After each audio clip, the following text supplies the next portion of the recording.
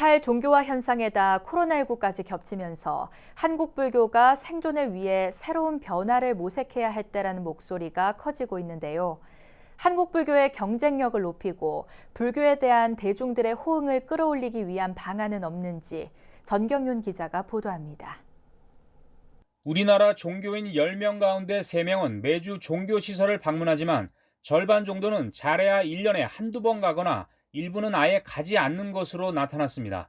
여론조사기관인 한국갤럽이 최근 19살 이상 국민 1,500명을 대상으로 한국인의 종교 인식에 대한 설문조사를 실시한 결과 국민들의 종교에 대한 호감도는 해마다 떨어지고 있는 것으로 드러났습니다.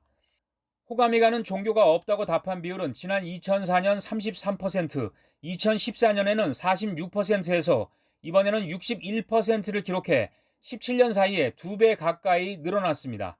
특히 일주일에 한 번 이상 종교시설을 방문한 사실이 있느냐는 질문에 그렇다고 답한 불교인은 가장 낮은 1%를 기록하는 데 그쳤습니다. 주 1회 이상 기도를 하고 있느냐는 질문에도 불교는 5%에 머물러 개신교인 37%, 천주교인 31%에 크게 못 미쳤습니다. 우리 주위에서 만날 수 있는 대부분의 불자들은 부처님 오신 날이나 입춘, 백중, 동지 등 중요 기념일에 사찰에 가서 등을 밝히는 이른바 정서적 불자인 경우가 적지 않다는 지적입니다. 전문가들은 우선 불교 교육과 포교 프로그램에 큰 변화를 주문하고 있습니다. 생활 속에서 실천할 수 있는 부처님의 가르침을 보다 쉽게 전하고 불자들의 정체성과 자긍심을 높일 수 있는 내용을 꾸준히 발굴해야 한다는 것입니다. 우리가 불교를 처음 공부하시는 신도들한테 음. 경부터 가르치려고 했단 말이죠. 음. 그 부분이 접근하기가 어려운 거예요, 초심자한테는. 그래서 이게 불교가 아닌 듯 불교임을 알아야지 되는 거거든요. 신도 교육의 패러다임의 전환이 필요하다.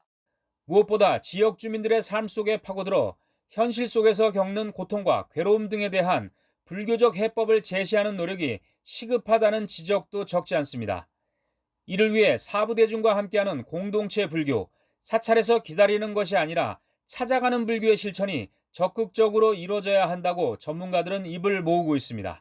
앞으로 우리 불교가 신도가 조직화되고 정의 신도가 양성하기 위해서는 불교 교육의 패러다임의 전환, 다시 말해서 부처님의 생애와 사상을 이해하는 것으로부터 불교 교육이 이루어져야 된다라고 말씀을 드릴 수 있겠습니다.